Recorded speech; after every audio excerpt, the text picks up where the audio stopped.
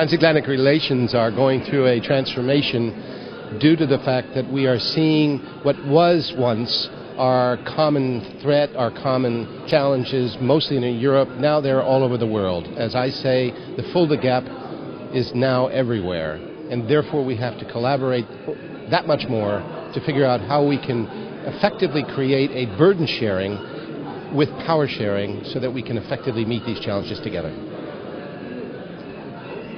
Well, and what could be the first steps to improve the relations? I think the first step is to look at the immediate questions that are on the ground. In other words, we have Afghanistan, we have the Middle East, we have Russia, we have Iran. We have a number of issues which are already calling for reaction and response.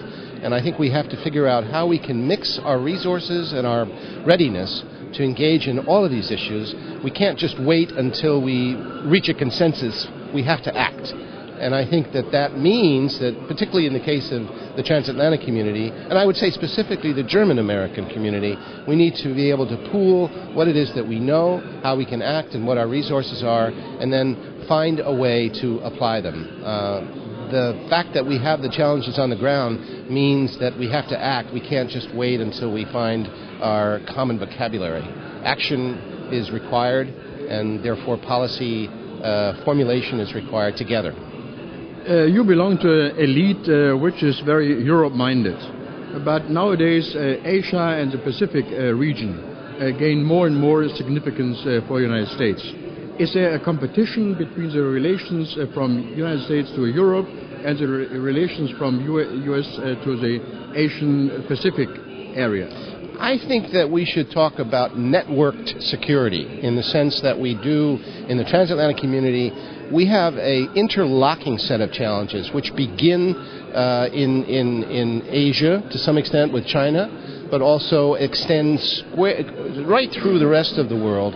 And I would say that there is a tremendous opportunity here to take the success of the transatlantic community over the last 60 years and try to apply our lessons so that we can include and involve all of our resources to engage the entire world. So therefore, I would say it's not a zero-sum game. It's important that we look at these issues together, be it North Korea, be it China, be it the developments in Hong Kong. Wherever you look, we have common interests. So I don't think it's a zero-sum game. I think we have to look at the world as a unit and not just simply segment it out into regions that have nothing whatsoever to do with each other. You just mentioned in the past we tried to solve the problems each after the other.